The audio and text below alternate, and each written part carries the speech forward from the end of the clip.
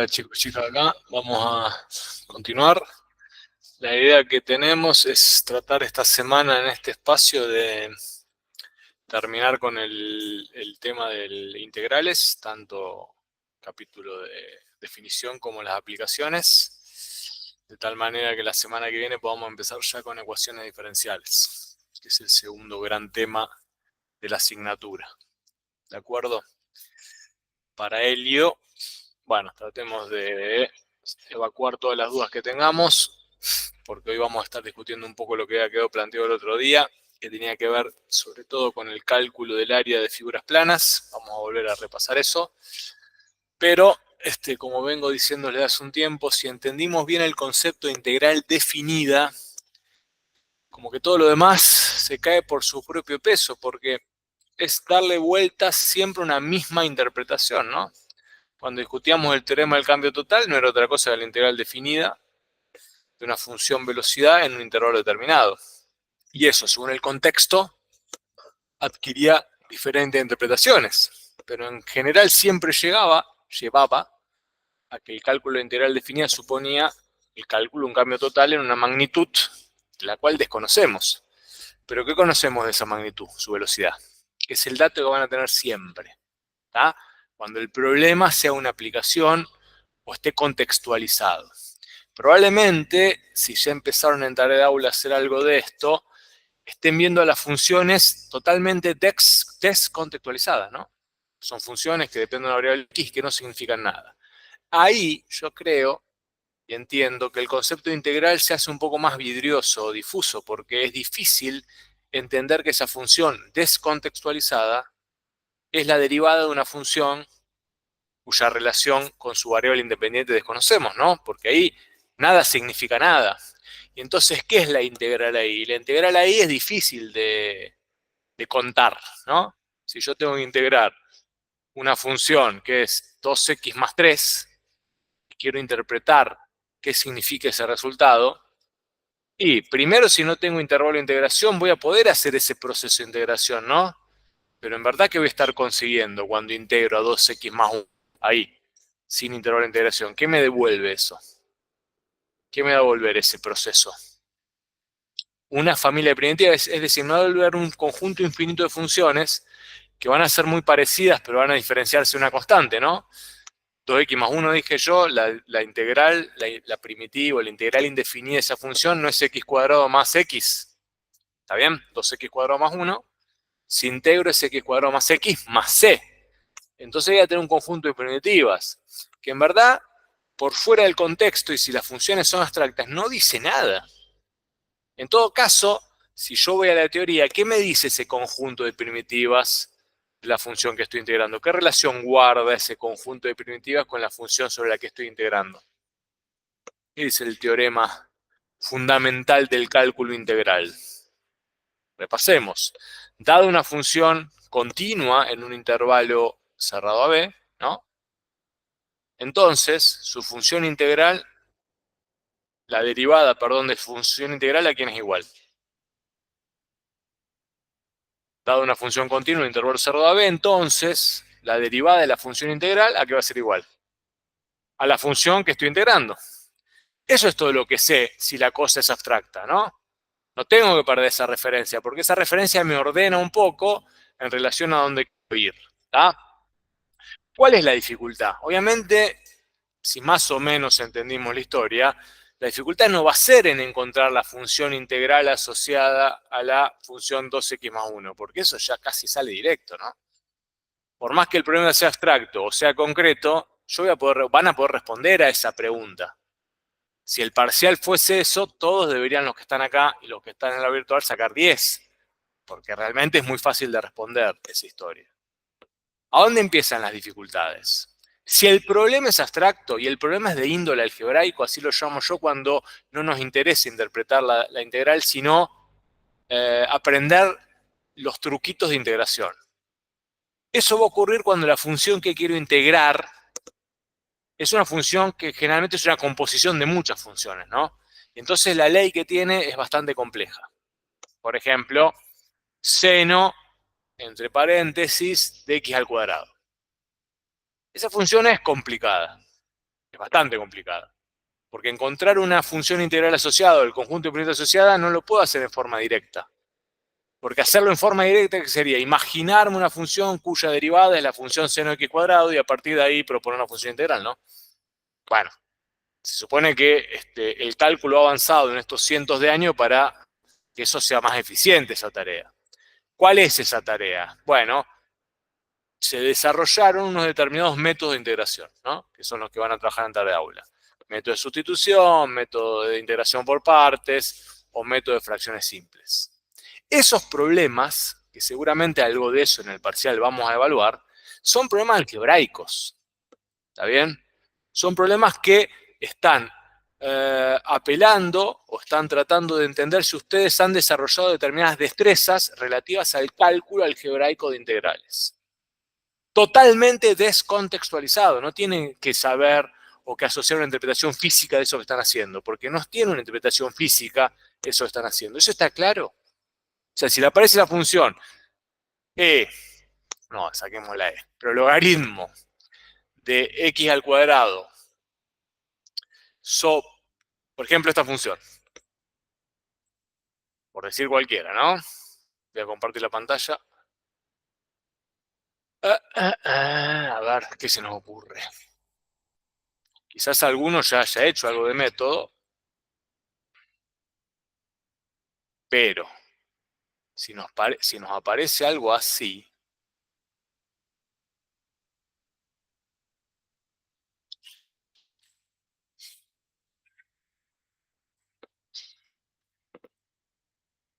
f de x igual a 2x por el logaritmo natural de x cuadrado.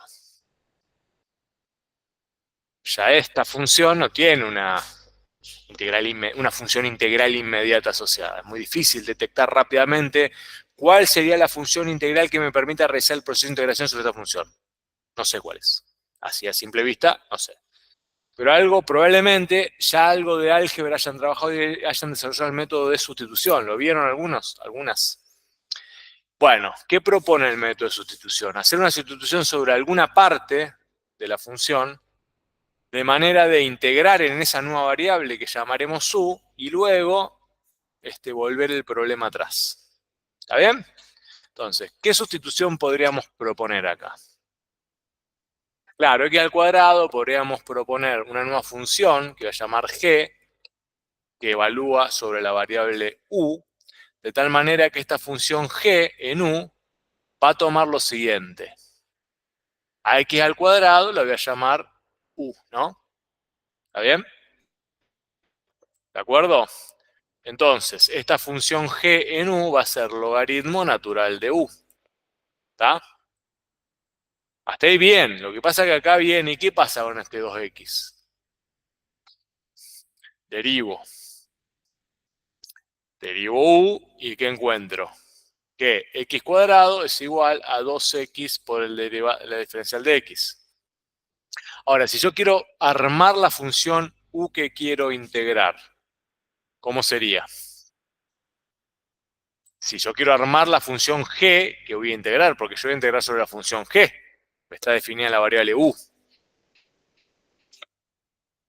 El logaritmo natural de u diferencial u. Bueno, sí, no, sí.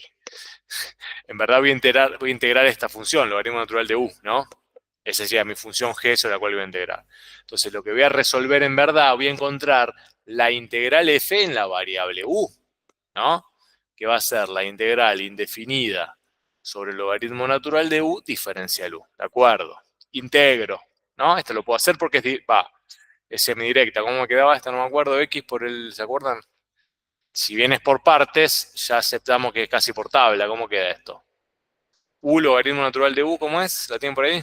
No me acuerdo nunca. U logaritmo natural de u. ¿Qué me falta? Estaba por ahí en lo primero que resolvíamos. U logaritmo, ¿cómo es? Pero me falta algo. U logaritmo natural de u menos u. ¿Sí? Que era x logaritmo natural de x contra la x, ¿cómo quedaba? Menos u. ¿Se me quedé así? ¿Ahí? más C. U logaritmo natural de U menos U más C. O sea, podría sacar el U de factor común, pero bueno, lo dejamos ahí. ¿Está bien? Bien, bien. Ahí encontramos una función integral, pero en la variable U. Lo que yo quiero conocer, la función integral o el conjunto de derivativas en la variable x sobre la función f original, que es lo que me pedían. Entonces, para hacer ese último paso, ¿qué tengo que hacer? Y bueno, vuelvo a sustituir la variable u por el igual que había definido en el principio. Cuando veo u, en verdad estoy viendo 2x. Entonces, la función integral f en la variable x, ¿a qué va a ser igual? Y va a ser, cuando veo u, veo x cuadrado, ¿no? Menos x cuadrado más c. ¿Está bien?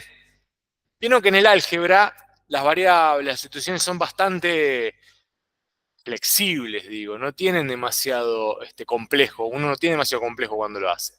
Ahora, y esto por ahí ya es un problema más del estilo, por ahí se toparon con esto en la práctica, o se van a topar.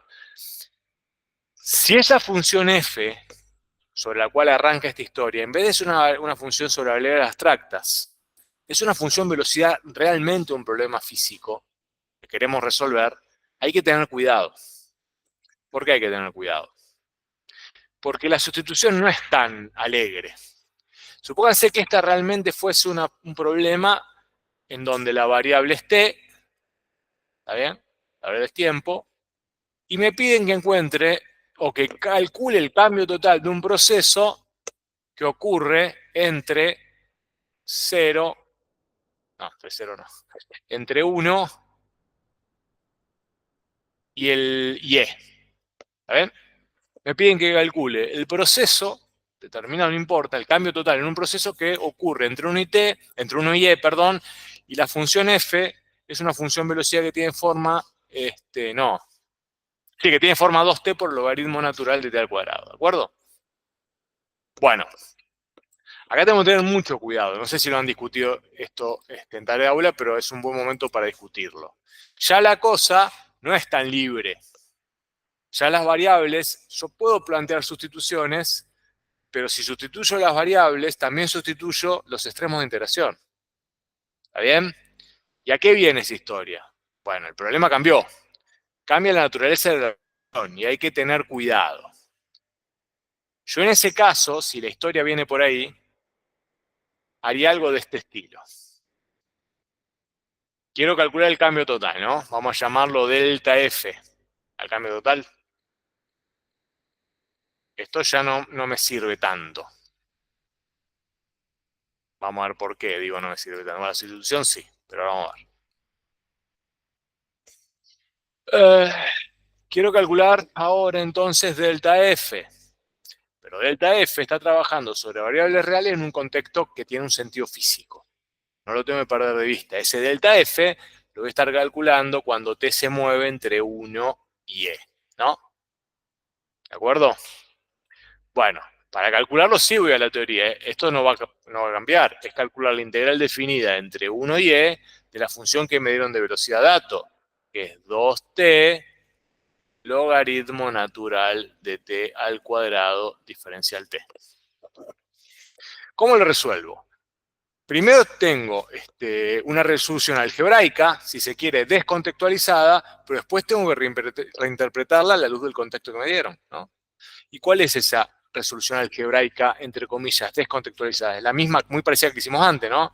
Puedo plantear la misma sustitución, pero ojo con esto. Porque si hacen esto, que voy a hacer ahora,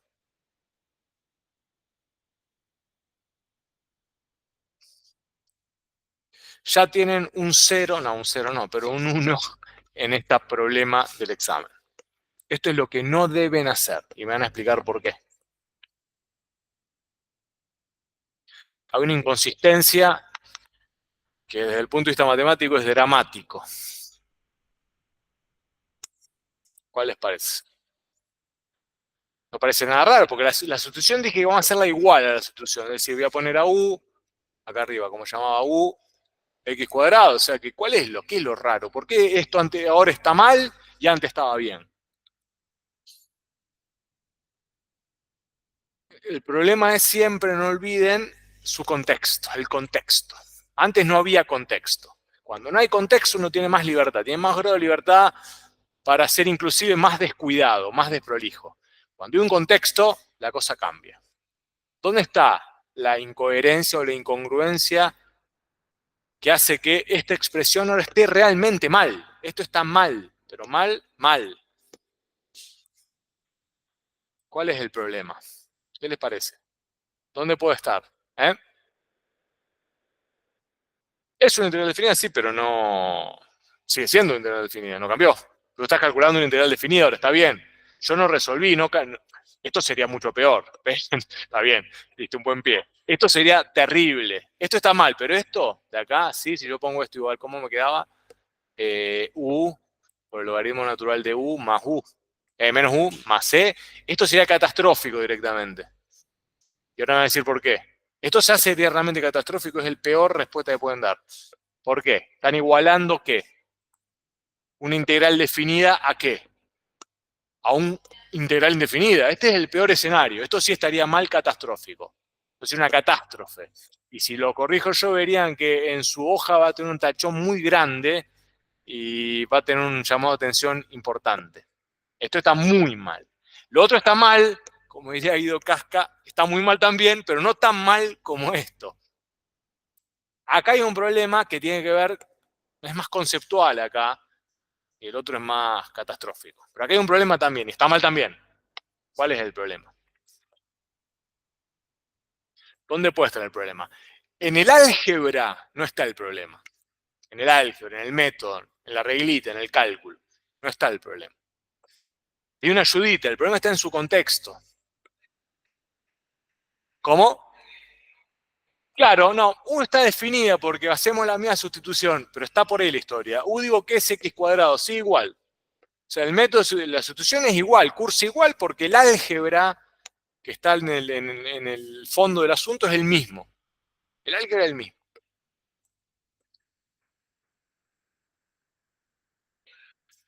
Exactamente, ahí lo vio el compañero. Él empezó a detectar algo que no cuaja bien en esta historia.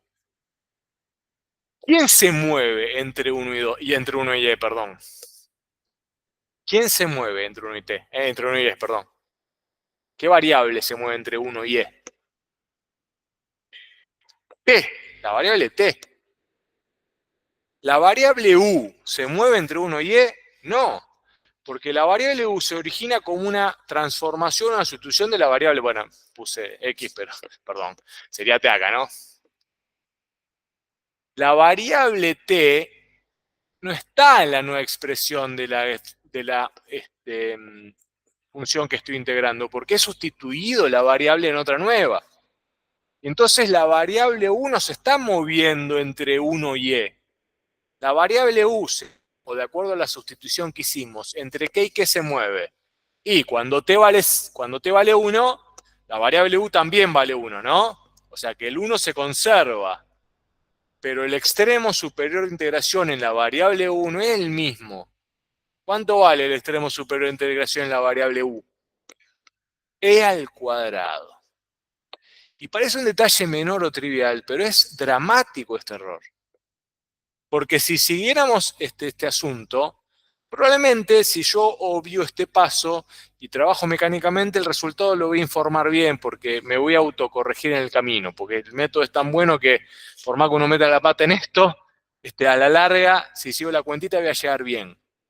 Pero expresar esto como igual a esto sin el cuadrado está muy mal, porque la variable 1 lo estoy integrando entre 1 y e cuadrado, porque es en donde vive esa variable según la sustitución que hemos propuesto. En la práctica hay algunos de estos problemitas que generalmente uno no le presta mucha atención, pero les recomiendo que le presten mucha atención. ¿Había alguien para entrar acá? Porque son muy importantes y a veces hacemos esa preguntita y se olvidan porque uno mecaniza el método de resolución, ¿no? Y mete la pata. Entonces, si yo sigo por acá, dejando el L cuadrado, esto sí está bien. Ahí sí está bien, porque la variable U vive entre esos extremos de integración. La variable U sí vive ahí. ¿Está bien? Entonces puedo seguir por acá. Puedo terminar todo esto puedo hacer todo el cálculo en la variable u. Y de hecho, puedo terminar todo este problemita con la variable u, porque ya definí los extremos de integración de la variable u, ¿se dan cuenta? Entonces puedo seguir. Cuando integro el logaritmo natural de u, claro, porque yo conozco en dónde se mueve t, y como u, perdón, esté al cuadrado, cuando t vale 1, u vale 1, porque es 1 al cuadrado. ¿No? Entonces acá. Y cuando t vale, con que conozca esto ya me alcanza, porque ya sé entre qué valores se está moviendo la variable u. El extremo de integración en la variable u, en la variable transformada, que es sobre la cual yo estoy integrando. Por eso digo, parece una tontería, pero no una tontería. Cuando uno trabaja en variable abstracta, no pasa nada. Pero si son variables con sentido físico, es lo que pasa siempre. Hay que respetar dónde vive cada variable. Entonces hago esa transformación, acá vuelvo a integrar y me va a quedar el logaritmo u por el logaritmo natural de u menos u, y como yo ya encontré los extremos de integración en la variable u, no me hace falta volver a la variable x. Es decir, desustituir. Puedo directamente terminar el problema en la variable u, que me va a dar exactamente lo mismo si yo vuelvo a desustituir en la variable t, con lo cual es más sencillo si yo me voy con la variable u, porque no meto el t cuadrado, ¿no? Entonces, ¿qué me va a quedar acá? Y me va a quedar que el cambio en f es directamente, ¿no? Cuando integro entre 1 y e cuadrado, porque estoy trabajando sobre la sustituida, la variable sustituida, va a ser entonces, acá, va a ser e cuadrado por el logaritmo natural de e cuadrado menos e cuadrado, menos, ¿no? 0. Menos 0, porque me queda el logaritmo natural de u, que es 0, ¿no? Menos 1. Y este sería el resultado del cambio total. Si yo hago lo otro, ¿qué es hacer lo otro? Hacer lo otro sería lo siguiente. ¿Estamos de acuerdo? ¿Cuánto me queda esto? Me quedaría e cuadrado menos e cuadrado, me queda el logaritmo natural de cuadrado más 1. ¿Está bien? El resultado final de esto sería el logaritmo natural de cuadrado más 1. ¿De acuerdo? Sería el cambio total. Si lo que dije recién tiene coherencia, debería darme lo mismo si yo termino trabajando todo en la variable original del problema, ¿no? Bueno, ¿cómo haríamos eso? ¿Cómo vamos a trabajar si quiero informar en la variable original del problema? De esta manera. Vamos a borrar acá abajo un segundito, algunas cositas. Vamos a borrar todo esto. Planteamos esto, ¿está bien? Y lo que voy a hacer con mucha prolijidad es lo siguiente. En un apartado de la resolución que estoy haciendo voy a decir, bueno, voy a sustituir la variable t cuadrado por el u y voy a calcular la integral indefinida de esto. Voy a calcular la integral indefinida de esta función, de logaritmo natural de u diferencial u. Por otro lado, voy a hacer la sustitución y voy a calcular esta integral indefinida. Esta integral indefinida me va a dar u por el logaritmo natural de u menos u más c. ¿De acuerdo? Y sobre esa integral indefinida vuelvo a sustituir sobre la variable t. De acá encuentro entonces que la función que yo quiero, o las primitivas que yo voy a usar para mi cálculo, van a ser, verá, t cuadrado, logaritmo natural de t cuadrado, menos t cuadrado más c. Y con esta primitiva, vengo acá, hago el barrow. Y el barrow que voy a hacer va a ser t cuadrado, logaritmo natural de t cuadrado, menos t cuadrado, integrando en los valores de la variable t, que es 1 y e. Y como se dan cuenta, me da exactamente lo mismo porque tiene que dar exactamente lo mismo. ¿Está bien? No es parece una sutileza, pero no es una sutileza. Demuestra que uno que aprendió bien las cosas y que le está haciendo bien, o que aprendió más o menos y le está haciendo medio de carambola. Son dos situaciones muy diferentes. Y son situaciones problemáticas perfecto del examen parcial y del examen final. Aparecen estas problemáticas. Son dos caminos diferentes. O hago el cálculo de la integral definida, el cambio total, usando la variable sustituida, entonces ahí tengo que tener cuidado los extremos de integración. O tomo la función que quiero integrar, como en este caso, planteo el cambio total sobre la función original, ¿no? y me asisto del cálculo auxiliar de la integral indefinida y una vez que la encuentro, vuelvo. ¿Está bien? ¿Está claro? Ahí cerraremos un poco. Esto está para cerrar un poco la discusión sobre el teorema del cambio total y cómo aplicarlo en una situación donde tengo que hacer alguna sustitución o tengo que usar algún método de integración. Lo mismo si hago partes, porque cuando hago partes también hago una sustitución y tengo que tener el mismo cuidado.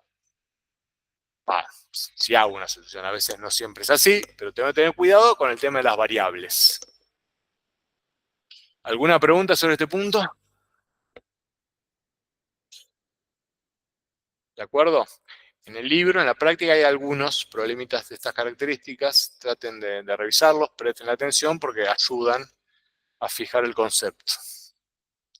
Bueno, cerrada la discusión del teorema del cambio total, volvemos a la discusión de la otra gran aplicación de la integral, que es, como le anticipé el otro día, es el famoso cálculo del área de figuras planas, que en verdad es un poco la preocupación o la motivación que da origen al cálculo integral, ¿no? Esto funciona casi en forma automática, como decíamos el otro día, si la función se define positiva sobre el intervalo de integración. Si la función se define positiva sobre el intervalo de integración, entonces debajo de la curva y entre los extremos de integración queda definida una figura plana que tiene sentido geométrico, ¿no? ¿De acuerdo? Y entonces el área de esa figura plana que llamamos T es directamente esa integral definida. ¿Está bien? Es el argumento que usamos para construir nuestro método de integración, este de acá. Pero ahora, bueno, lo vemos como una aplicación de la integral. Ahí no hay ningún problema. Ahora, ¿qué pasa si la función se define negativa? ¿Y qué pasa si la función cambia de signo en el intervalo de integración? Esto en el caso de la función velocidad, lo discutimos largo y tendido el otro día, y diferenciamos la idea del desplazamiento y la idea de la distancia recorrida, ¿no? ¿Está bien? Si la velocidad es siempre positiva en el intervalo de integración, entonces el desplazamiento va a coincidir con la distancia recorrida. Pero si la velocidad cambia de signo en el intervalo de integración, ya el desplazamiento va a ser menor que la distancia recorrida. Va a ser diferente, no sé si menor, pero va a ser diferente, ¿no? Porque la distancia siempre es positiva, entre comillas. ¿Por qué digo que la distancia siempre es positiva?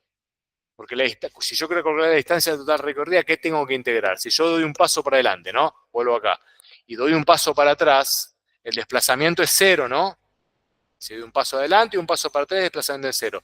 Pero la distancia recorrida es 2, porque es un paso adelante y un paso atrás.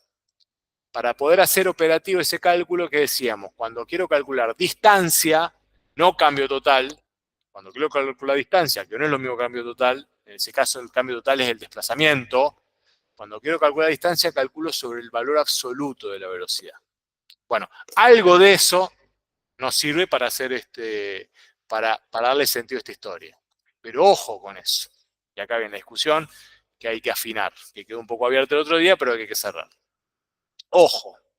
Porque si tenemos este problemita también, que a veces aparece en algún examen parcial, no con una función tan fácil, pero supongamos que tenemos una función definida toda negativa en el intervalo, ¿no? Y me piden calcular el área de R. Hay todo un tema acá, ¿no? ¿Por qué? Porque esa región R no es una figura plana. No puede definirse como una figura plana en sentido geométrico, ¿no? ¿Por qué? Porque la altura de esa región R es negativa. Entonces me daría el cálculo, entre comillas, un área negativa, con lo cual contradice principios elementales de la geometría clásica y elemental, que es la que ordena nuestros razonamientos. Entonces, pero vemos que intuitivamente podemos decir que el área de esa región R tiene un número que fácilmente calculable. ¿Cuál sería? Si quisiese calcular el área de la región R. Pase por altura, ¿no? ¿Cuánto me daría eso? 4 por 5, 20. La base es 4, la altura es 5, 20. Pero yo no puedo decir que esa región R tiene un área de 20. Porque es contraintuitivo. Si la figura es negativa y el área es 20, no lo puedo decir. Entonces, ¿qué recurso vamos a emplear en ese caso? Toda vez que aparezca una función negativa, y si queremos calcular el área de la región que esa función determina con el eje X, vamos a decir lo siguiente. En verdad, vamos a calcular no el área de la función f, sino el área que define su opuesta. Porque su opuesta sí define una figura geométrica que llamamos T, ¿no? Porque T sí tiene área positiva. ¿Está bien? Pero por las propiedades de integral que estuvimos viendo, el área que define T va a ser igual al área que está atrapada por R, ¿no? ¿Está bien? Pero nos quedamos tranquilos y tranquilas, porque ahora sí decimos, claro, si yo quiero calcular el área de R, en verdad voy a calcular el área de T.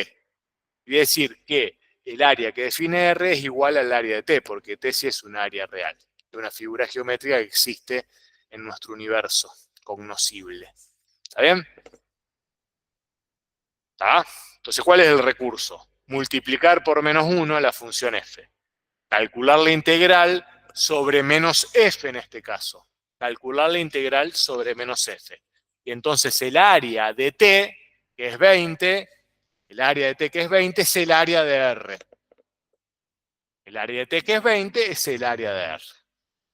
No voy a decir que el área de R es menos 20, no tiene sentido. Voy a decir que es 20. ¿De acuerdo?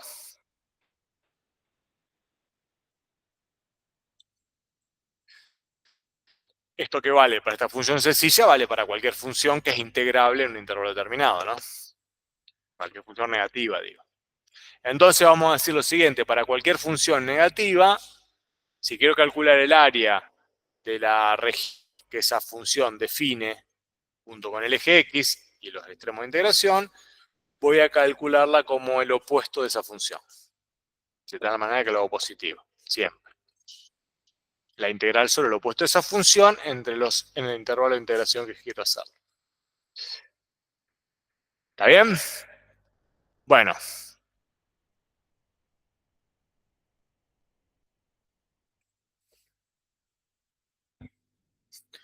Obviamente, el menos que multiplica la función lo puedo sacar del extremo de integración por propiedades de integral definida y me quedaría menos la integral definida entre b de la función que me den de datos. ¿Qué pasa en este caso? Que es un poco la discusión sobre desplazamiento, distancia que teníamos el otro día. Otra vez esta función cambia de signo en el intervalo que estoy integrando. Pero tenemos una parte que llamamos R1, una región R1 que existe en nuestra geometría, y tengo una región R2 que no existe en nuestra geometría. Existe, pero no existe. La puedo más o menos conocer, sé que es un área, que es una región que está definida. Si quiero encontrar su correlato geométrico, tengo un problema grande, porque otra vez negativa, ¿no? Entonces, ¿cómo vamos a resolver este punto? Y de la misma manera que hicimos recién, ¿qué vamos a pedir? Que si quiero calcular el área de la región R1 y R2, el área que define F entre A y B, de la región que define F entre A y B, que sería la suma de R1 y R2, con la parte R1 no voy a hacer nada, voy a calcularla como tal, ¿no? O sea, en el intervalo que voy de A hasta, sería de hasta el punto C, que llamo ahí, no voy a hacer nada, ¿no? El área de la región 1 va a ser la integral definida entre A y C de la función. Pero cuando voy de C a B, es decir, cuando considero este otro intervalo, ¿no? El segundo, ¿qué voy a hacer? Voy a multiplicar por menos 1 a la función dato, ¿no? Cuando voy de acá para acá, a esa función la multiplico por menos 1. Y entonces, en verdad, lo que estoy calculando es el área de esa región T, que yo llamo ahí, ¿no? Estoy calculando el área de la región T, que no es la misma región que R2. Estuvo opuesto por el eje X. Pero otra vez me quedo tranquilo que estoy calculando el área de figuras que geométricamente existen porque son positivas, ¿no?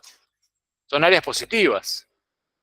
Y por propiedad integral voy a decir lo mismo, que el área de la región 2 entonces va a ser menos la integral definida entre C y B de la función f.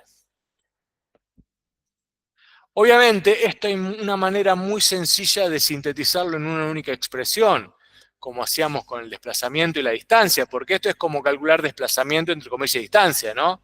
Si yo quiero calcular la distancia, que sería todo, tengo que aplicar el valor absoluto sobre la función. Entonces, al aplicar el valor absoluto sobre la función, puedo calcular todo de un tirón, ¿no? El área de la región R directamente va a ser el valor absoluto, va a ser, perdón, la integral definida entre A y B del valor absoluto de la función. Cuando la función es negativa, la hago positiva. De tal manera que el resultado sea geométricamente consistente y yo puedo informar en lo que me pida. Ahora, chicos, chicas, lo que me piden, ¿es consistente con la interpretación física del problema que define la función? Si tuviesen que calcular el cambio total, que es un poco la interpretación física de la integral definida, no es un poco, es la interpretación física de la integral definida, ¿no?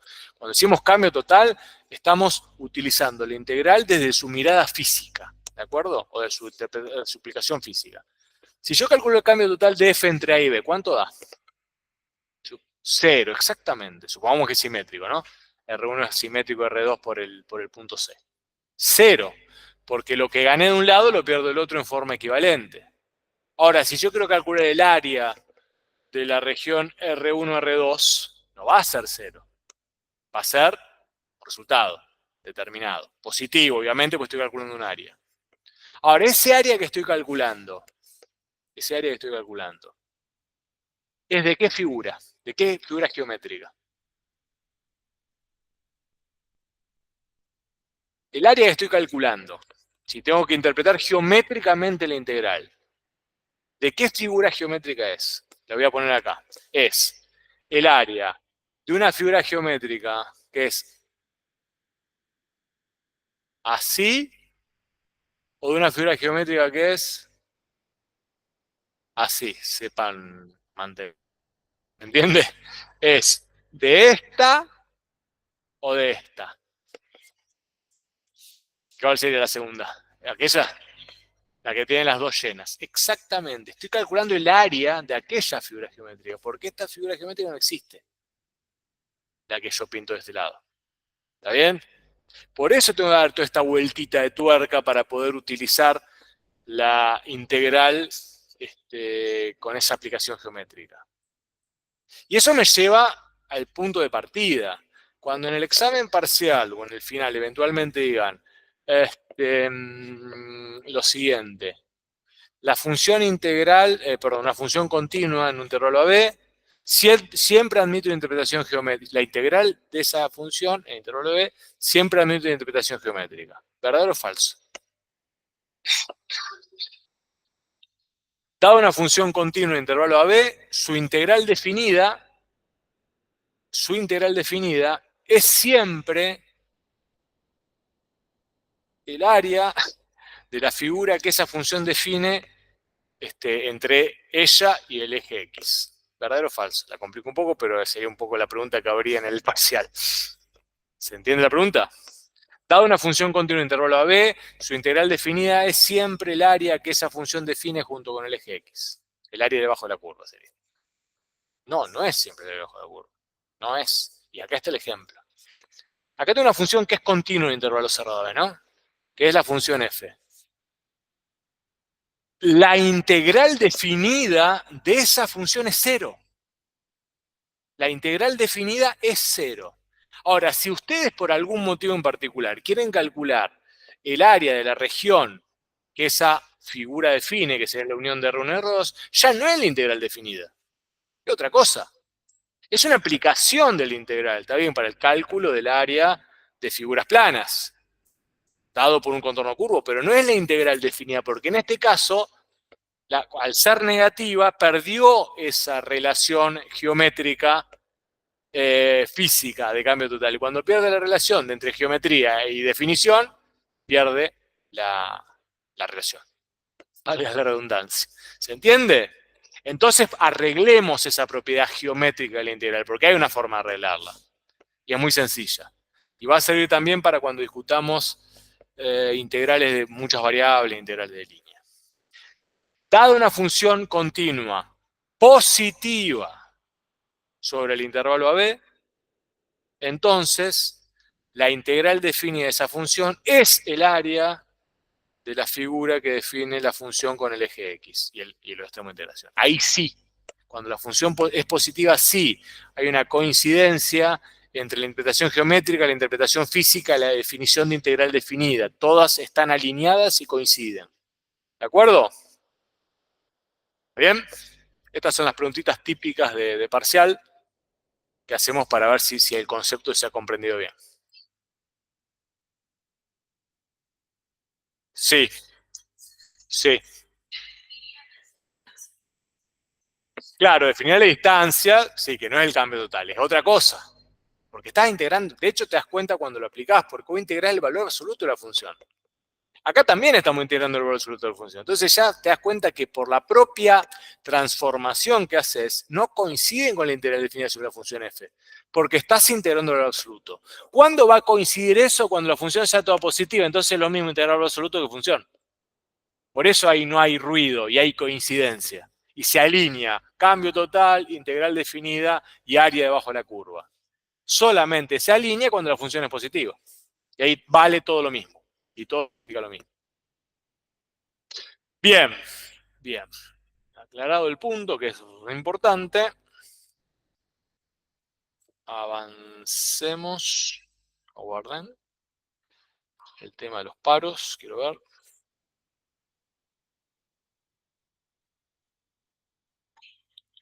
No, el jueves puede ser que haya algo, pero hoy, mañana seguro que no. Lo otro que iba a decirles. Antes de olvidarme, me hizo acordar la compañera que está por acá. Hay que arreglar un tema, un horario de consulta que puedan la mayoría o casi todos y todas, y idealmente presencial. Ustedes los viernes al mediodía, pasado el mediodía, tipo 13 horas, ¿pueden 14 horas? ¿Están acá en la facultad o no está nadie acá en la facultad? Sí. ¿A qué hora entran el viernes a las clases? ¿A qué hora? O sea, entran a las 4, pero presencial o virtual, bueno, o híbrida. O sea que si a las 2 de la tarde podrían consulta para un horario que pudieran eventualmente, ante una desesperación, digo. No es obligatorio que vengan, pero un horario que podrían disponer, digo. ¿Está bien? Entonces después lo iba a publicar, va a ser a las 14 horas los viernes. ¿Está bien? En el área de matemáticas. Después lo voy a publicar. Bueno, avancemos. Bueno, acá resume un poco la idea. Lo paso acá para que quede claro lo que discutimos recién. En definitiva, siempre vamos a integrar el valor absoluto, si quiero calcular el área de la figura geométrica. En el caso que la función es positiva, hay coincidencia, y cuando no es positiva, no hay coincidencia entre una interpretación y la otra. Bien. Bien.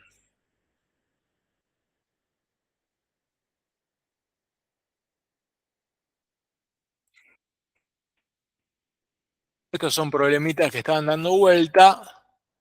Ejemplitos que ya más o menos los fuimos viendo.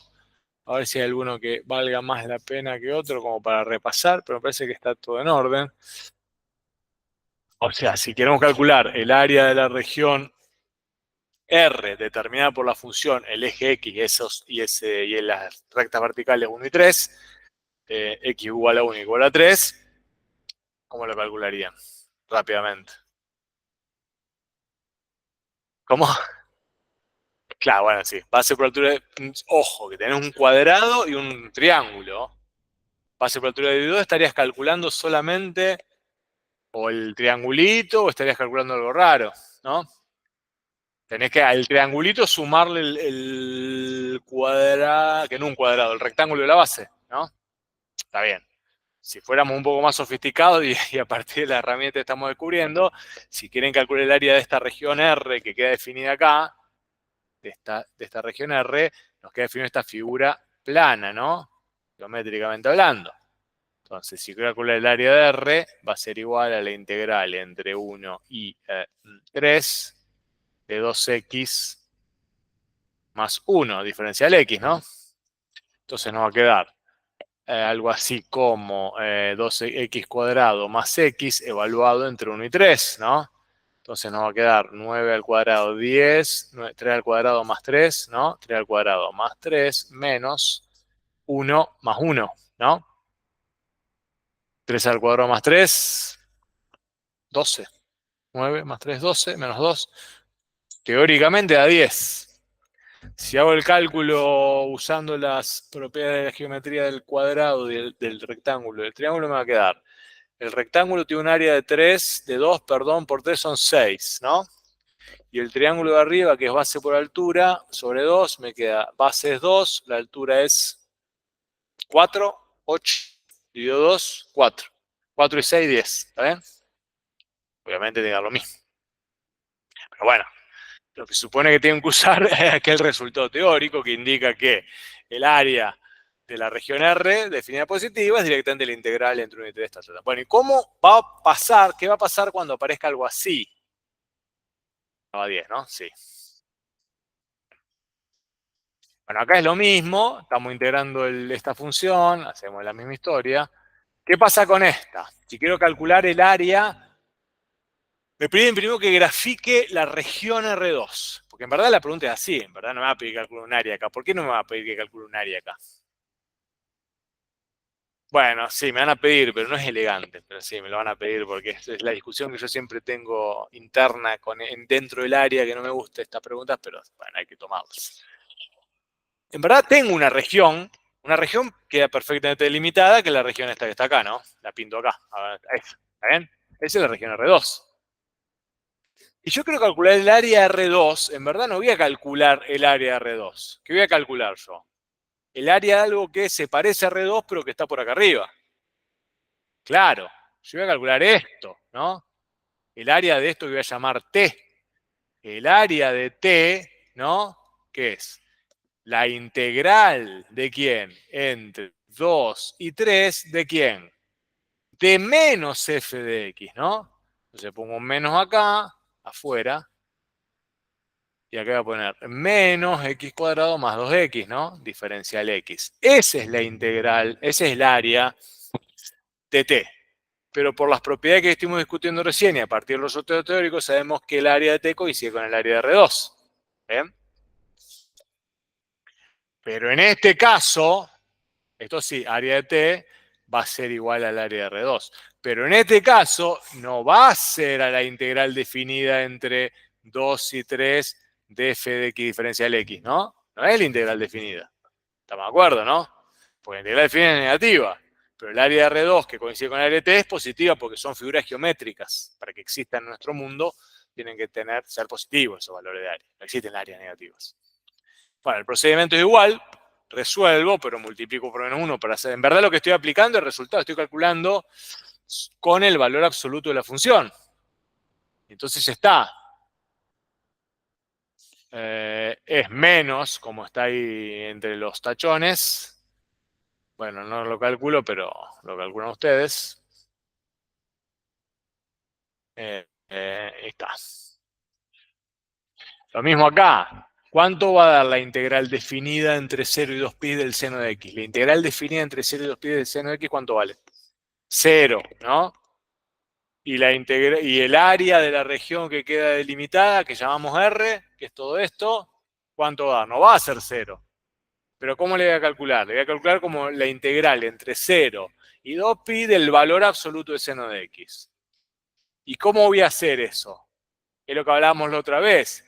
Con que ponga la barra en verdad no resuelvo nada. Yo me tengo que dar cuenta, o ustedes se tienen que dar cuenta, cuando la función cambia de signo para multiplicarla por menos 1. ¿Y cuándo va a cambiar el signo? Claro, si yo quiero calcular el área de R, que está bien esto, es la integral entre 0 y 2pi del valor absoluto de seno de x, Poner las barras no me garantiza nada, al contrario, sé que si tengo barras tengo que abrir la función en 2, ¿no? Porque la barra es una función exclusivamente definida, me está hablando de eso. ¿Cuándo abro la función en 2? Donde la función cambió de signo. ¿Y dónde cambia de signo? En pi, ¿no? Ahí se ve. Entonces, esto va a ser igual a la integral entre 0 y pi del seno de x diferencial x más la integral entre menos pi del menos seno de x diferencial x. Y ahí sí explicito cómo está trabajando el valor absoluto. Ah, perdón, ¿por qué menos pi? Está mal, de más pi, del pi y pi. De más pi, del pi que está ahí. Que se me trastocaron los menos. ¿Está bien? Bueno, la integral del seno de x es el... La integral del seno de x es el menos coseno de x. No se olviden nunca, es un buen ejercicio, se los recomiendo toda la vida. Está bueno lo que nos fuerza a pensar la relación entre el seno y el coseno. ¿Por qué? Porque es un ejercicio permanente de repaso de matemático 1, matemático 2, y es el puente que permanentemente nos hace pensar en el circuito íntegro diferencial. ¿Por qué digo eso? Si ustedes parten de la función seno de x, siempre trabajando, ¿no?, entre menos pi y pi, que es lo más práctico. La función seno de x es así, no se la tengo que olvidar nunca y nunca me lo voy a olvidar porque es la más fácil de acordar. ¿Cómo es la función seno de x? Es negativa entre menos pi y 0 y es positiva entre 0 y pi. Pero además es toda creciente. ¿Está bien? Entonces yo sé que la función seno tiene una relación con el coseno. Una es la derivada del otro, una es la integral del otro, pero están vinculados. Lo que complica recordar cuál es la regla es ese famoso signo. Cuándo es menos, cuándo no es menos y demás. Bueno, si yo me acuerdo de la función seno, me doy cuenta rápidamente de algo. La función seno crece todo el tiempo. Por lo tanto, si la función seno crece todo el tiempo, su derivada tiene que ser toda positiva, ¿no? Eso quiere decir que la derivada de la función seno, tiene que ser toda positiva. Y ahí me acuerdo, claro, la función coseno es toda positiva entre menos pi y pi, ¿no? Porque la función coseno es esto, ¿no? ¿De acuerdo? Menos pi y pi. Entonces digo, claro, ahí me acordé. La derivada del seno es el coseno de x. Por un lado. Por otro lado, vengo acá y digo, miren qué interesante. Si yo tomo la función coseno y empiezo con la función coseno, ¿qué veo? Que la función coseno crece y después decrece. La función coseno crece y después decrece. Entonces, ¿cómo tiene que ser su derivada? Si primero crece y después decrece. Tiene que ser primero positiva y después negativa. Entonces, si yo parto del coseno, si mi función dato es el coseno de x, su derivada tiene que ser primero positiva y después negativa. Claro, el seno como tal no me sirve, pero si doy vuelta el seno, cumple con esa condición, porque menos seno es positiva y después negativa. Entonces, la derivada del coseno de x es menos seno de x. ¿Está bien? Y ahí tengo esa relación entre ellas dos. De la misma manera, hago el razonamiento sobre el cálculo integral. ¿Qué observo? Si parto de la función seno, chicos, chicas, y quiero calcular la integral definida entre menos pi y pi, por las propiedades de simetría, vemos que la integral definida, ¿no?, de la función seno entre menos pi y pi, ¿cuánto vale? La integral definida de la función seno entre menos pi y pi, ¿cuánto vale?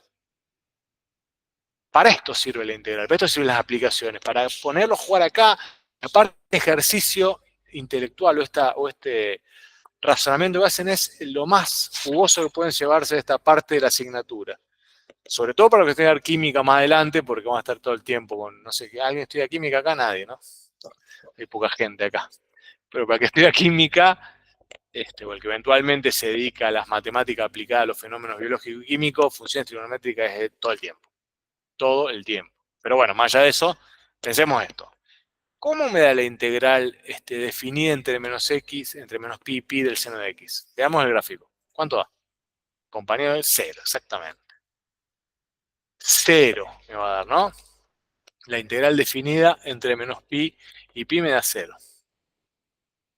¿Está? Bien. ¿Hay alguna función basada en el coseno que pueda explicar eso?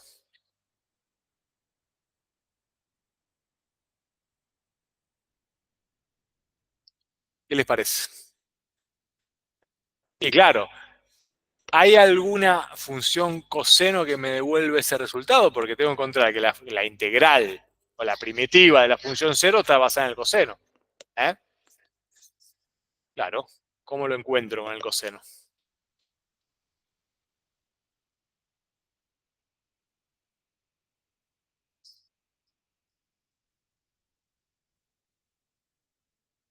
¿Cuál es la primitiva del seno?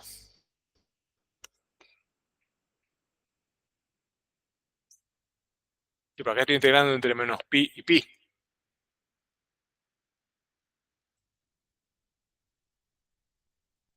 ¿Cuál es la primitiva de la función seno? ¿El coseno? ¿Y por qué es menos coseno?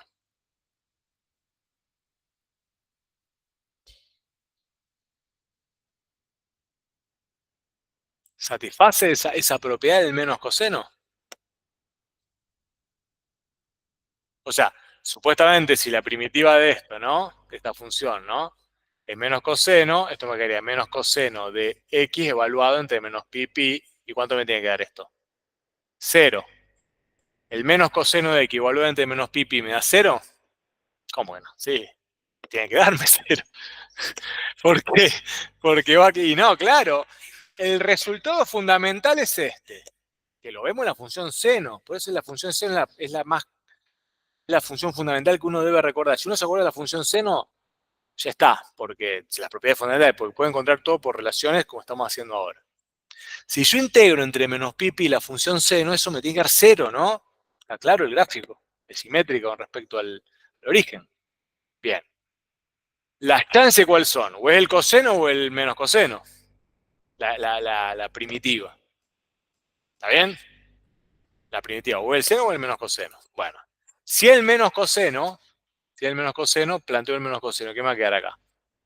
Menos coseno de pi menos, ¿no?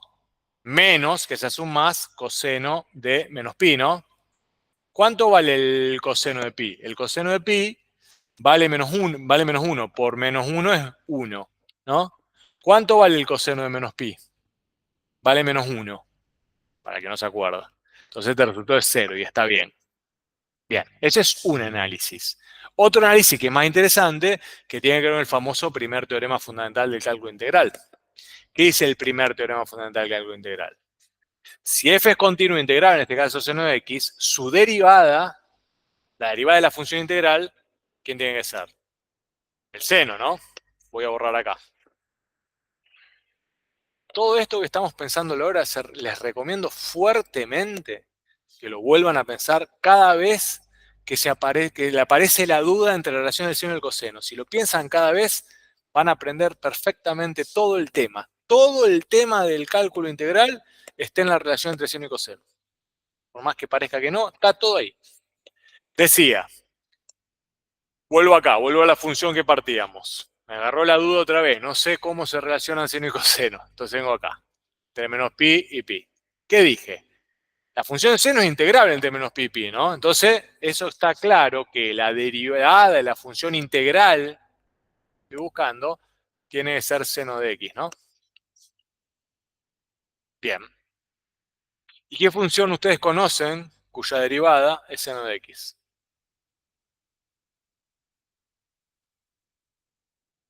¿Qué función ustedes conocen cuya derivada es seno de x? Si la función derivada es seno de x, tengo que encontrar quién es f, ¿no? No, pero ven acá, tranquilos, tranquilos. Quiero buscar f, pero conozco su derivada. ¿Y qué conozco de su derivada? que es negativa entre menos pi y 0 y que es positiva entre 0 y pi. Que es negativa entre menos pi y 0, o sea que entre menos pi y 0 la función tiene que decrecer y que entre 0 y pi tiene que crecer, ¿no? La función que estoy buscando. Sé que es un coseno, pero no sé cómo está armado. Sé que ese coseno que estoy buscando tiene que decrecer entre 0 y pi y tiene que crecer entre 0 y pi. El único coseno que hace eso es el menos coseno de x. Entonces, esta función tiene que ser el menos, ¿cómo era el menos? Así, el menos coseno de x. Porque el menos coseno de x decrece entre menos pi y 0 y crece entre 0 y pi. ¿Se dan cuenta? Sí. Ah, sí, pi sobre 2, perdón. Gracias. Siempre fue pi sobre 2 acá, chicos, siempre. Siempre fue menos pi sobre 2, claro, porque se hace 0 ahí. Y en el anterior también.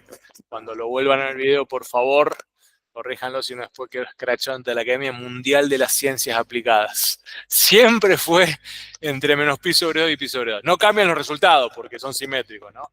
Pero siempre fue, en el anterior también, ojo, en el aula virtual, siempre fue siempre fue entre menos pi sobre 2 y pi sobre 2. Porque entre menos pi y pi no se satisface ese resultado. De hecho, cuando hacía el cálculo, miren, voy a corregir bien, ¿se acuerdan cuando calculábamos la integral del coseno de x, que nos quedaba menos coseno de x evaluado entre menos pi sobre 2 y pi sobre 2? Me aparecen los ceros, ¿se dan cuenta? Aparecen estos ceros, porque me va a quedar el menos coseno de pi sobre 2 menos el menos coseno evaluado en menos pi sobre 2. O sea que es más fácil, porque esto es 0 y esto es 0. Se compensa igual, porque vale lo mismo, obviamente. La primitiva del seno de x y el menos coseno de x vale igual. Si el extremo es simétrico, se van a compensar, cancelar igual. Pero atento con eso. Si no, no tenía sentido el gráfico. Pero se dan cuenta de esta relación, esto es fundamental, esto último, más allá del detalle de los extremos de integración, que no es menor, pero es menor en la discusión que estamos teniendo. Esto es fundamental. Porque aparte después en el examen final sí tomamos esto, no así explícitamente, pero la relación entre la función velocidad, la función dato y su integral, es el que haya ojeado, que haya rendido matemática 2 alguna vez, se da cuenta que siempre está esa pregunta. Siempre. En el parcial siempre está. Hay 3 gráficos, o casi siempre, usted tiene que decir cuál es la velocidad, o sea, cuál es la derivada, cuál es la función y cuál es la integral. Tienen que explicar por qué. Bueno, cuando piensan en la función seno y coseno entienden todo de cómo se debe explicar eso. Está acá. No hace falta los teoremas, no hace falta nada. Hace falta entender cómo esos teoremas explican los resultados. Y esto es así. Si usted lo explica así va a estar bien. ¿De acuerdo? Bueno. Termino lo de las áreas y vamos a otra cosa. Bueno, esto está discutido entonces.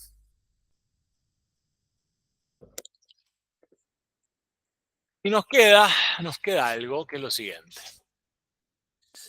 El resultado que engloba todos estos resultados parciales teóricos que estuvimos discutiendo es el famoso teorema que va a explicar esta situación.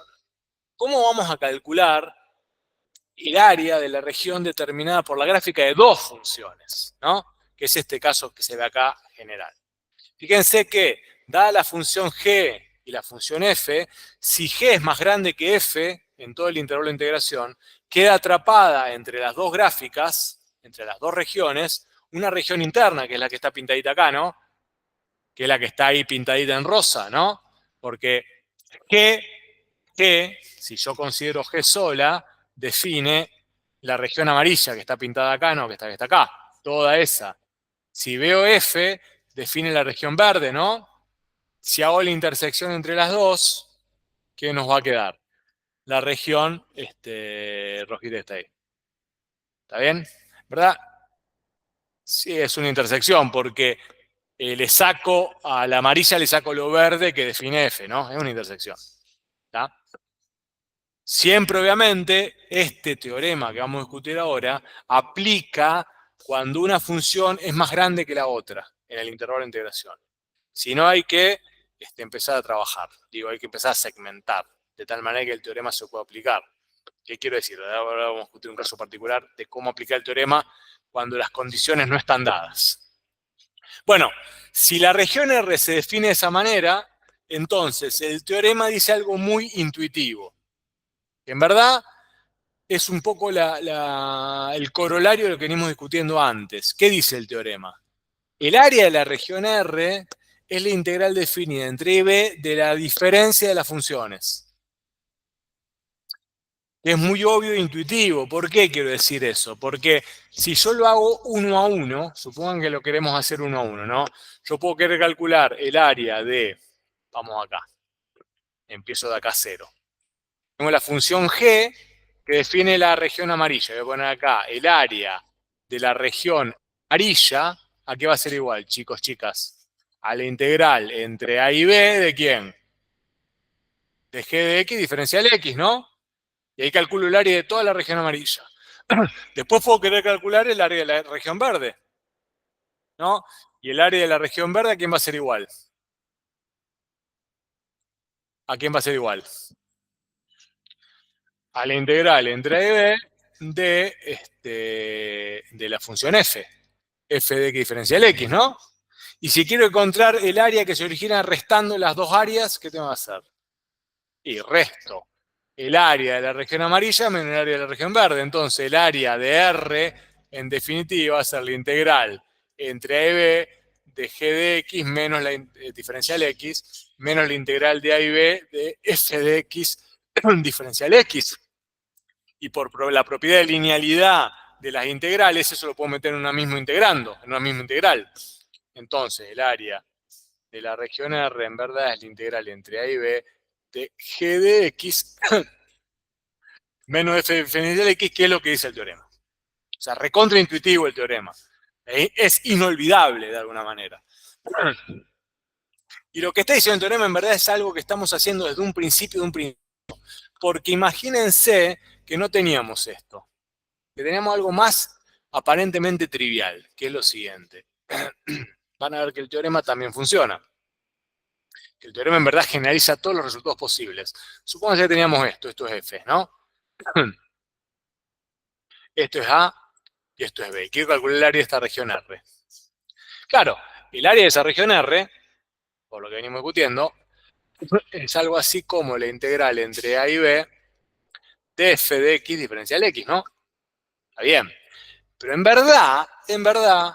verdad, estamos asumiendo siempre que se satisface algo, que tengo un piso, ¿no?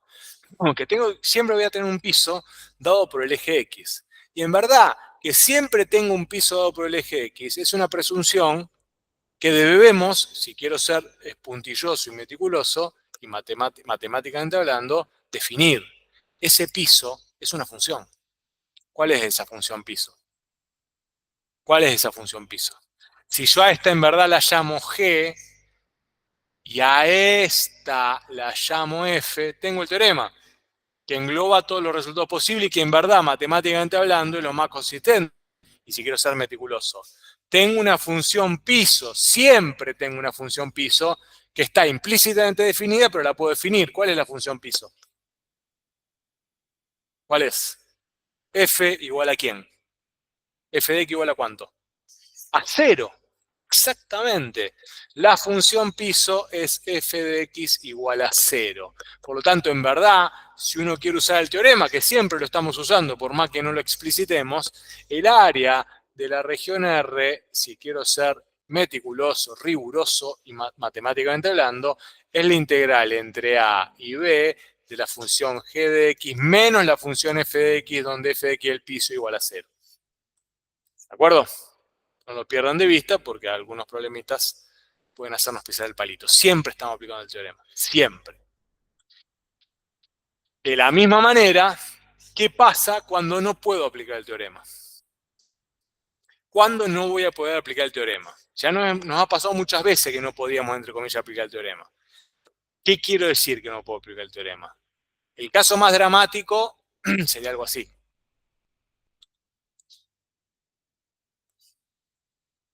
Una función así y así. ¿no? A, C, B. La que va por arriba, la voy a pintar de un color para que quede claro, si no parece fuera la misma. Colores, colores, colores. La que va por arriba, la que es azulita, ¿está bien? Después va por abajo.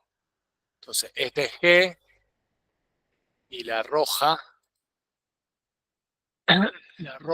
es F. ¿Está bien? Y la rojita es F. Bien. Si yo quiero calcular el área de R, ¿quién es R? R va a ser siempre la región que queda atrapada entre dos funciones. La puedo pintar acá. R siempre va a ser esto. R, R. Ya me doy cuenta que tengo un R1 y un R2, ¿no? Bueno, y esa ya es la clave del asunto. A ver si alguien se da cuenta por qué digo que ya esta es la clave del asunto. Pero el teorema lo puedo aplicar, lo que pasa es que tengo que aplicarlo criteriosamente. ¿Cómo aplico el teorema? ¿Cómo calculo el área de R? O sea, R1 unión R2 es R, ¿no? ¿Cómo calculo el área de R? Claro, aplico el teorema cada vez y criteriosamente aplicado. ¿Qué quiero decir?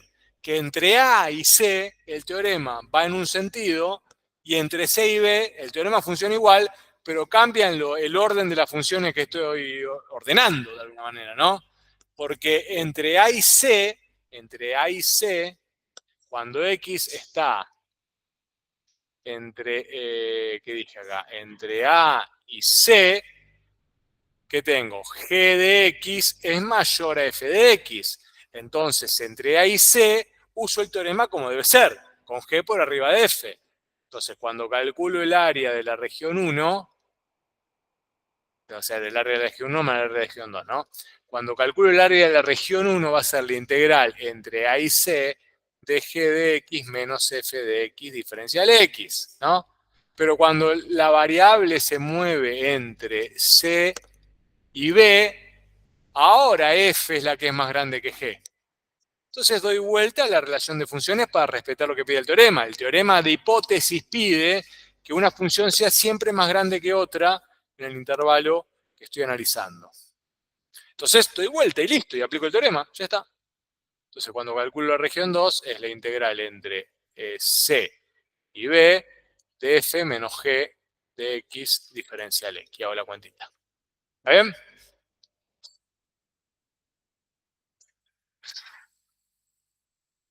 Bien, sí.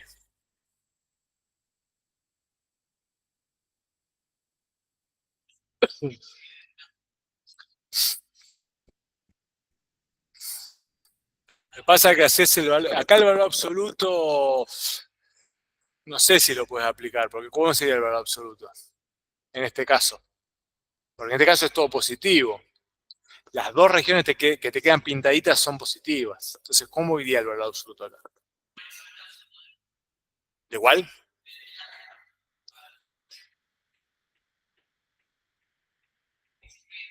Ah, sí, vos que pedís que G sea, o sea, que te quede una resta siempre positiva. Claro, vos estás pidiendo, claro, podrías poner así directamente. Sí, pero no me gusta en términos del teorema. Hoy diría que el área de la región R entre A y B es el valor absoluto de la diferencia.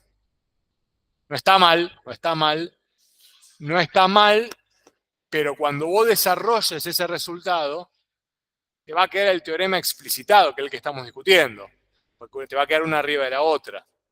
Tenés que respetar eso. Ya, no está mal, ya, no está mal, pero no está mal. Lo importante es que quede claro que las hipótesis del teorema pide que una función sea más grande que la otra estrictamente en ese intervalo. Eso que está escrito ahí condensa, satisface las hipótesis del teorema, con lo cual no está mal planteado. Pero queda medio mezclado con lo que discutíamos antes, porque son dos cosas distintas, como que ha quedado desacoplado el estudio. Obviamente queda desacoplado en aras de que se interprete mejor, pero lo que venimos discutiendo desde el principio, todo lo explica el teorema. Entonces, por eso, si vos te acordás con el teorema, no hay problema. No está mal, no está mal planteado. Pronto, está bien planteado. Si a vos te queda claro, está bien. Bien. Queda una última reflexión sobre el teorema y sobre alguna problemita que pueda aparecer hacia adelante que nos puede desconcertar, que es el siguiente, ¿no? ¿Qué pasa? Que es un poco lo que se anticipa el compañero, si la cosa nos queda una función por acá y otra función por acá. Esta es f y esta es g. ¿Pasa algo? Hablando, reflexionando seriamente, el área, la región es esta, ¿no? ¿Pasa algo? O más o menos sabemos cómo resolver este asunto. ¿O tengo que hacer algo?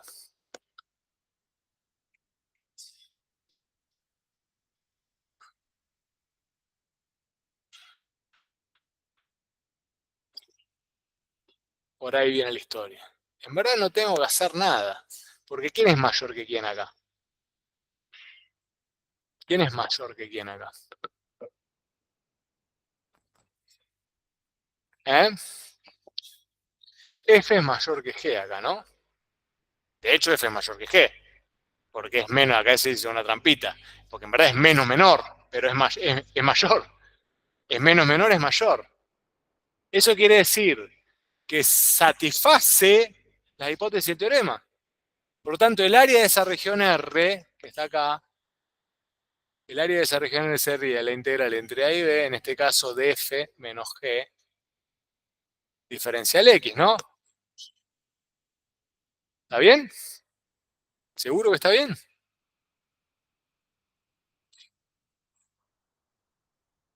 ¿Cómo? Ahí vio la compañera. Pensemos si eso está bien.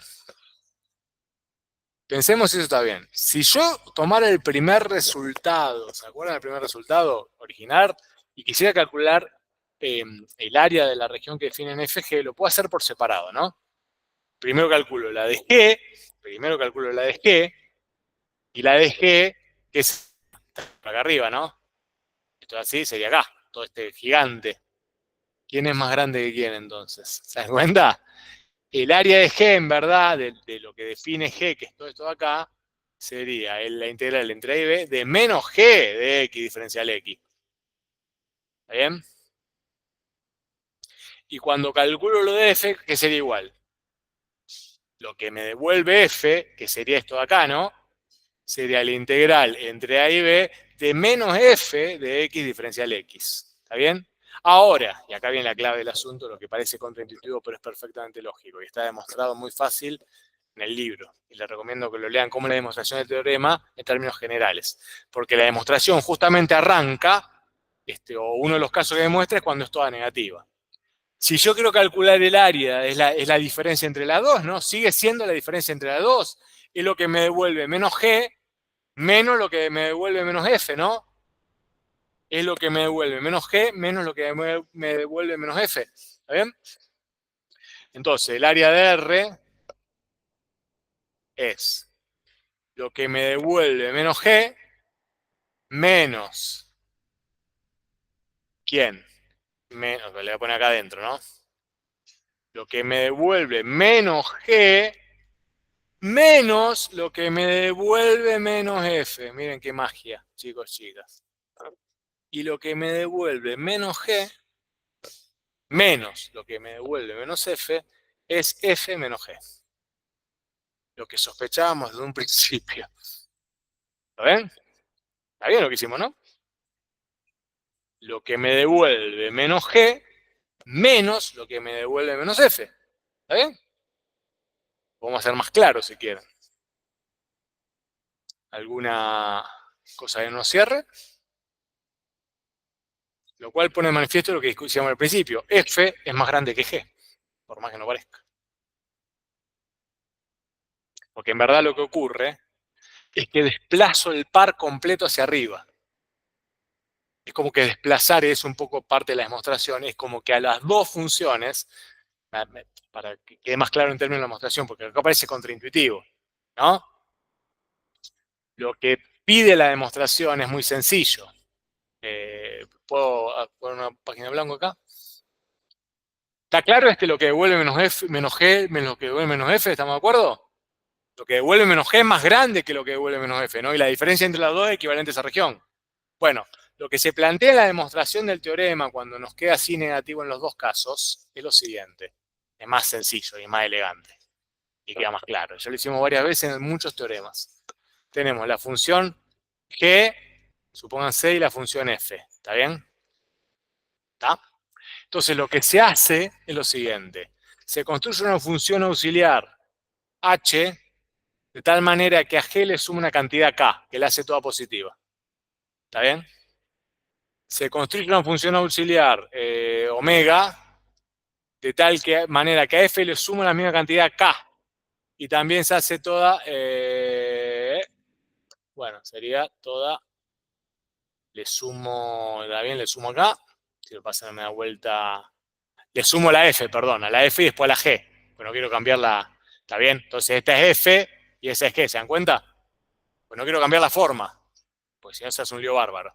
Le sumo a la F una cantidad cualquiera acá que la hace toda positiva, pero esa misma cantidad tiene que ser positiva a la G. Eso es perfectamente válido, porque hay una cantidad que hace positiva a las dos, completamente, ¿no? Entonces ahora lo que voy a hacer es integrar la diferencia de F más K menos G más K. ¿Lo ven? Entonces el área de la región esta, que es la misma que esta, el área de la región esa, es la integral entre A y B de F más K, diferencial X, ¿no? Menos la integral entre A y B de G más K diferencial X. Los K se van y en definitiva el área que estoy pidiendo, ¿vieron qué elegante que es? Nos va a quedar F de X en este caso menos G de X porque es más grande diferencial X. Súper elegante. Queda perfectamente demostrado. ¿Ven? Esto obviamente es mucho más elegante que la discusión anterior, pero las dos son válidas. La otra discusión fue constructivista. Encontramos un sentido a algo que nos parecía contraintuitivo. Y ahora pudimos, en forma elegante, demostrar que eso que nos parecía contraintuitivo era totalmente cierto. Así funciona un poco la matemática. ¿Está bien? ¿Se entiende? Porque los K se van, porque se restan. Acá estoy sumando y restando. ¿Está? La clave es sumar el mismo K, obviamente, ¿no? Porque si no, no tiene sentido esto. Si no, no puedo simplificar. Bien, bien. Perfecto. ¿Cómo? Para que la interpretación sea directa en términos geométricos. Entonces me ahorro el tema de todos los signos y el valor absoluto, que siempre es un lío, ¿no? Entonces, cuando vos haces las dos positivas, ya el área de la región que define la diferencia se ajusta a lo que pedía el teorema originario. Entonces, directamente aplico el teorema. Y en la aplicación del teorema, cuando voy aplicando el teorema, se me cancelan las K y llego al resultado que quería llegar. Y el resultado que dice, no importa dónde estén ubicadas las funciones, siempre van a satisfacer lo que pide el teorema siempre que una sea mayor que la otra. Pero ¿qué significa que una sea más grande que la otra? Y ahí viene el tema. En este caso, que parece contraintuitivo, F es más grande que G, pero en verdad sí, F es más grande que G. Porque F es menos chico que G, si querés pensarlo así. Porque no, el teorema no habla del valor absoluto. Te pide que una función esté sobre la otra. Que una función esté sobre la otra. Y la función F está sobre la función G. Siempre. ¿Está bien?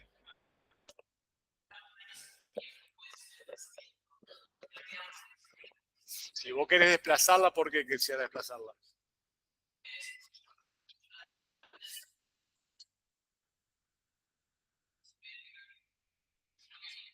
No, no. Si vos querés acá estamos demostrando el teorema. Si vos querés desplazar a la función K, yo la función G puedo hacer lo que quiera. La función F tengo que hacer lo mismo para poder. K puede ser cualquier cosa, puede ser un número, pero un número entero, ¿no? O un número cualquiera, digo. Pero ese K, la clave para que pueda aplicar el teorema, ese K, así como levanta F y la hace todo positivo, tiene el mismo valor que a G también lo haga positivo. Si no, no puedo aplicar el teorema. ¿Está bien? Podría multiplicar a G por menos 1 y a F también por menos 1. Y ahí tengo un lío. Porque acá se me trastoca todo el teorema, porque G me quedaría arriba de F, entonces es poco elegante. Siempre es mejor sumar de tal manera que vos, sin cambiar nada, puedas exactamente mantener esa relación. Bien, esto está, esto está. Bien, un último temita que vamos a discutir hoy y mañana terminamos de lo que nos queda. Mañana la idea es terminar de ver eh, una aplicación que era medio marginal de las integrales, pero era medio marginal antes, pero la fuimos incluyendo con cada vez mayor preponderancia, que es el concepto de integral impropia, sobre todo para el que después se dedique a la estadística y haga un poco de análisis estadístico, que se hace mucho, o el que se dedique a la licenciatura en química y haga transformar de Fourier, que se hace muchísimo. Necesitamos manejar un concepto que parece un poco abstracto, me adelanto, pero es qué pasa si la función, en vez de integrarla en un intervalo finito, la quiero integrar en todos los reales. Eso nos va a obligar, mañana nos va a obligar, y el que se dedica a esto lo va a obligar a cambiar su perspectiva y a aprender un montón de cosas diferentes y nuevas, a dar una nueva definición del concepto de integración. Que nos había pasado algo similar cuando discutíamos el concepto de límite, ¿se acuerdan? Bueno, yo con ustedes no lo discutí, pero cuando se define el primer concepto de límite, que es el famoso límite epsilon delta, en verdad, ese concepto de límite está acotado a qué le pasa a las imágenes de una función cuando una variable tiende a algún x0 de los reales, ¿no? Pero cuando queríamos definir qué le pasa a una función, a la imagen de una función, cuando x se hace tan grande como infinito, tuvimos que dar una nueva definición de límite, que obviamente tenía alguna reminiscencia con la definición esa original, pero es totalmente distinta. Es totalmente distinta la definición de qué le pasa a las imágenes de una función cuando x se hace tan grande como quiere, tan grande como el infinito. Es una definición totalmente diferente. Bueno, en el caso de la integral, la definición, sin ser tan totalmente diferente como en el caso de los límites, nos va a obligar a hacer algunas modificaciones de importancia para poder dar cuenta de qué pasa si quiero integrar una función que va, por ejemplo, de menos infinito a infinito. Y ustedes dirán, ¿para qué diablos quiero integrar una función que va de menos infinito a infinito?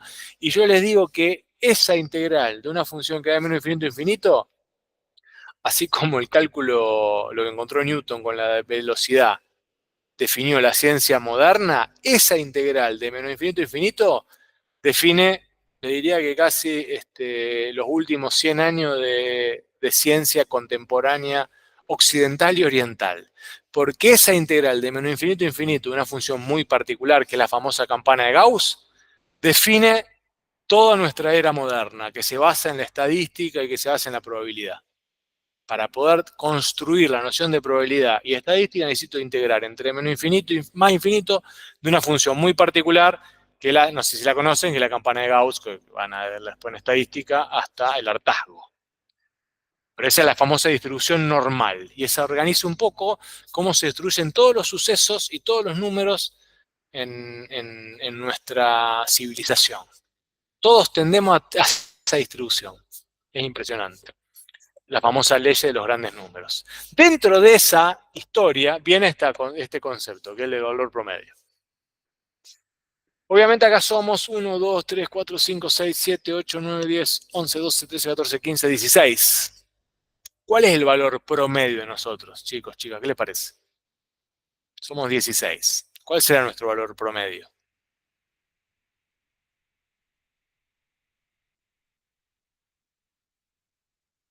¿Qué sería un valor promedio? Y claro, ¿qué valor a nosotros nos representaría? Lo que pasa es que personas que están acá somos 16. Un valor promedio, bueno, un valor promedio sería 8, pero no tiene mucho sentido. Por ahí, si calculáramos, no sé, nuestra edad, por ahí tendríamos una edad promedio que hablaría de este grupo. Si nosotros calculamos la edad promedio de todos nosotros, probablemente se parezca más a la edad de ustedes, seguro se va a parecer más a la edad que tiene usted en este momento que a mi edad, ¿no? Porque ustedes son muchos más. En este caso son 15 y yo soy 1. Pero si vamos calculando, probablemente esa edad que ustedes tienen, yo la distorsiono un poquito.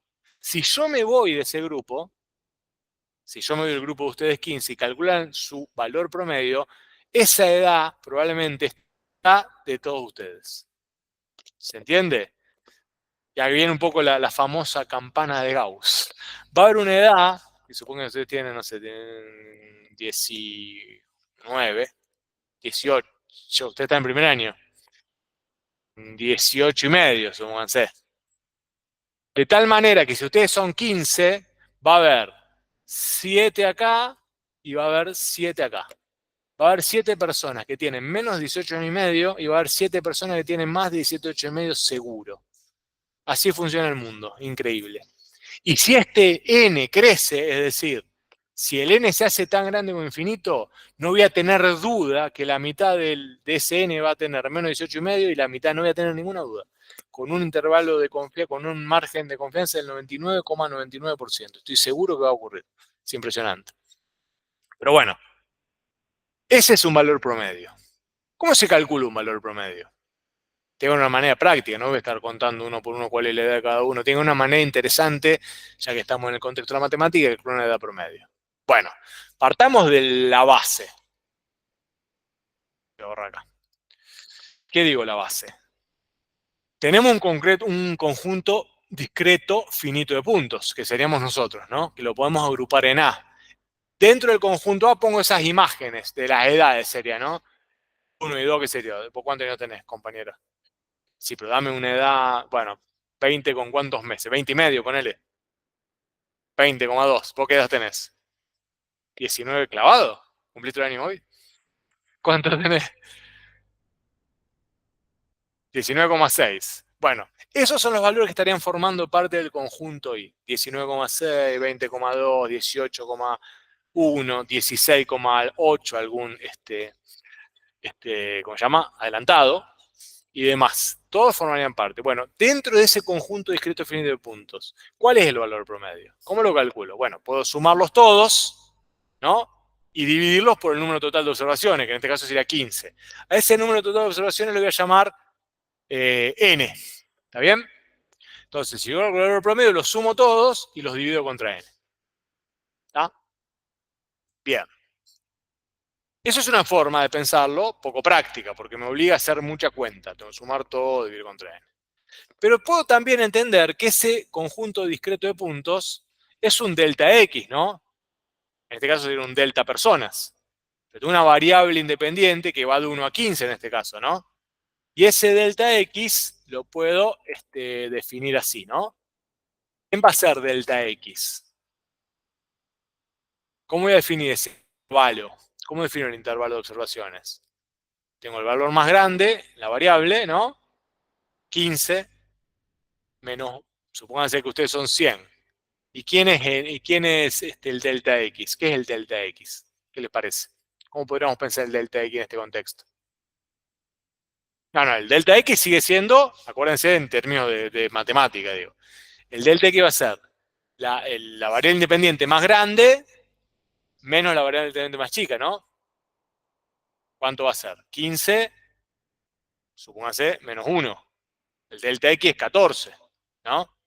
En este caso. ¿De acuerdo? Si n se hace más chiquito, si n crece, digo, el delta X es más finito.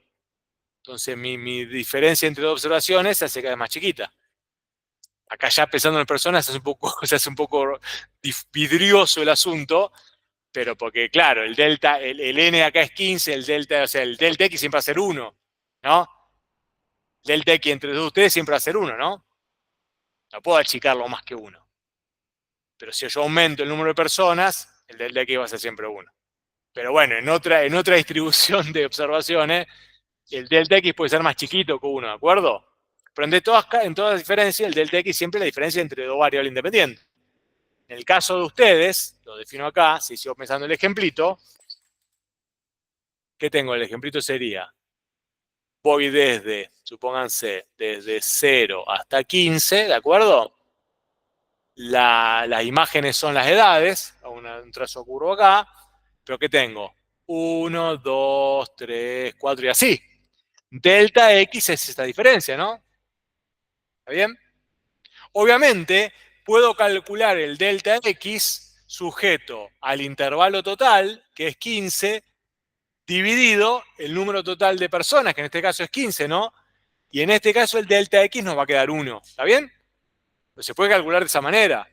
Y está bueno pensarlo así porque no va a servir para cualquier escenario futuro. ¿Está? ¿Estamos de acuerdo con esto? Cómo relacionar delta X, extremo inferior, superior intervalo y el número total de observaciones. ¿Está bien? Bien. ¿Y a qué viene esto? Porque esto nos está acercando que esta idea que está acá, que es una suma ponderada por un numerito, se está empezando a parecer al meter esta idea a algo que ya conocemos, que es la integral definida.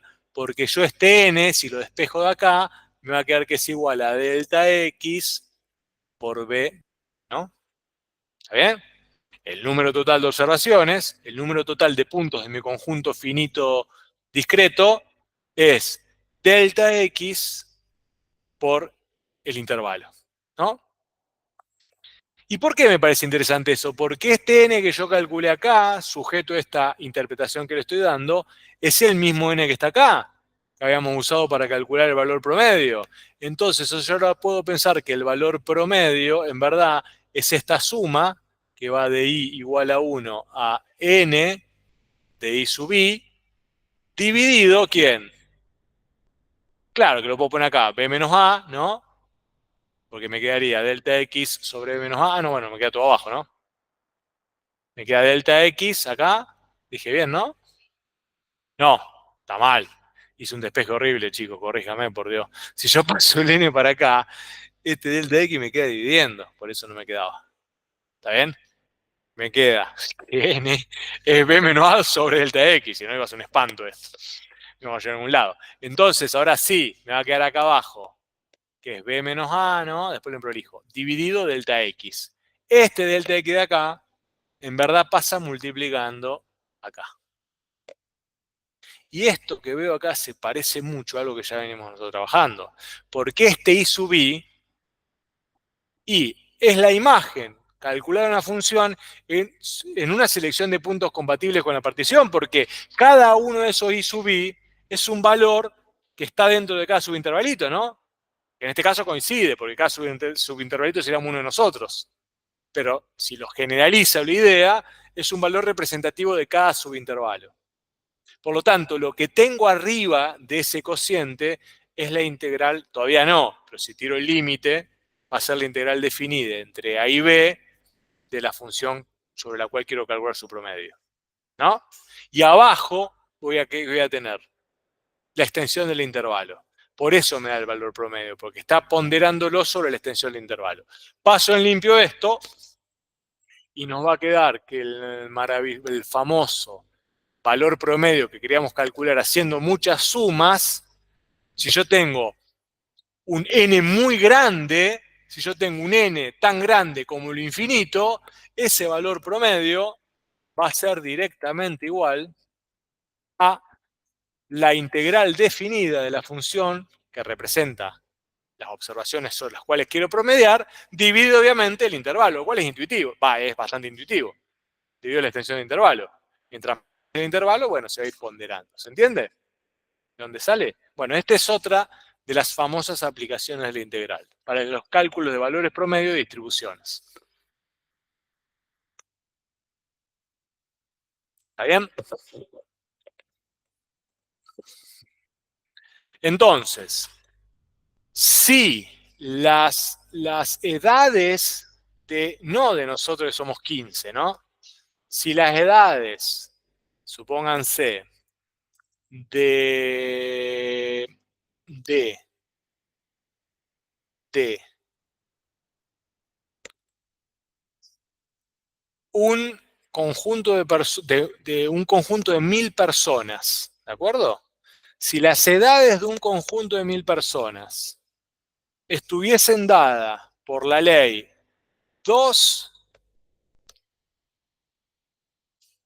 por t más 1, por decir cualquier cosa, ¿está bien? Repito el problema. Si las edades de un conjunto de 1000 personas, las edades... Vamos a hacerlo diferente. Si los pesos de un conjunto de 1000 personas, estarían modelados por la ley 2 por E más 4, donde es la ingesta calórica, ¿está bien? ¿Cuál va a ser el peso promedio de ese conjunto de 1000 personas? Ese era un problemita. ¿Se entiende? Fíjense qué interesante, porque acá la función que queremos integrar ya deja de ser estrictamente una derivada de una función problema. ¿Se dan cuenta? Cambia un poco la naturaleza del asunto cuando uno va a usar la integral para calcular un valor promedio. Repito, si el peso, no, perdón, si tengo un conjunto de 1000 personas y quiero calcular su peso promedio, ¿no? Y el peso se calcula como el 2 por E, donde es la ingesta calórica, más 1, ¿cuál va a ser el peso promedio de esas 1000 personas? Para encontrar ese resultado tendría que realizar la integral, ¿no? ¿Entre quién? ¿Cuánto es el intervalo de 1000, de 1 a 1000 o de 0 a 1000 de la función, dividido ¿cuánto? 1000 menos 1, por ejemplo.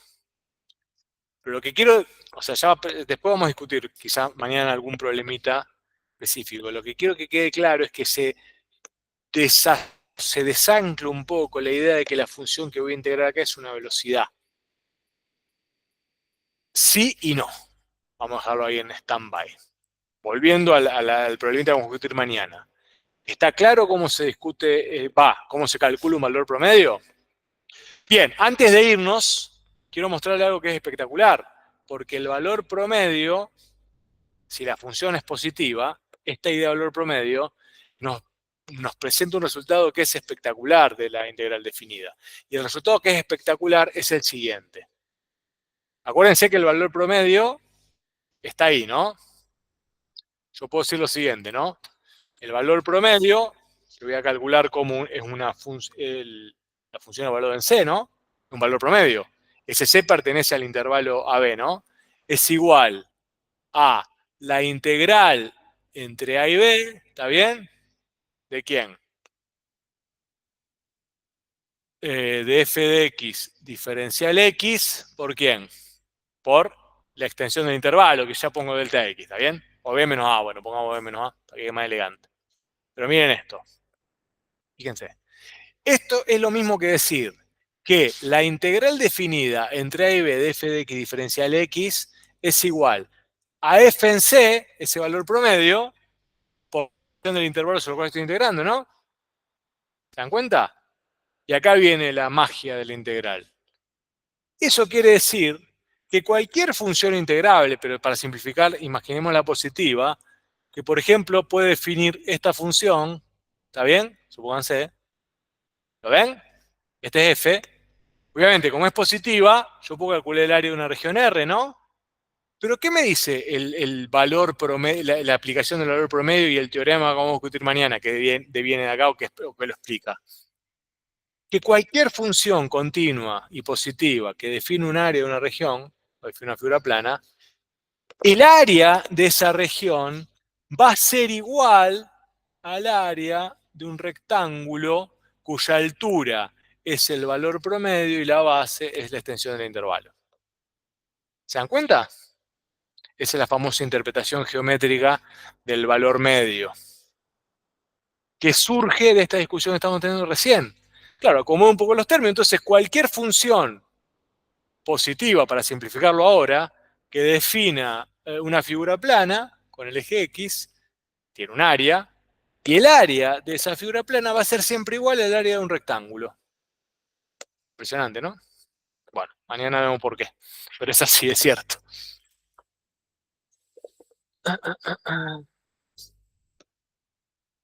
Sigamos mañana.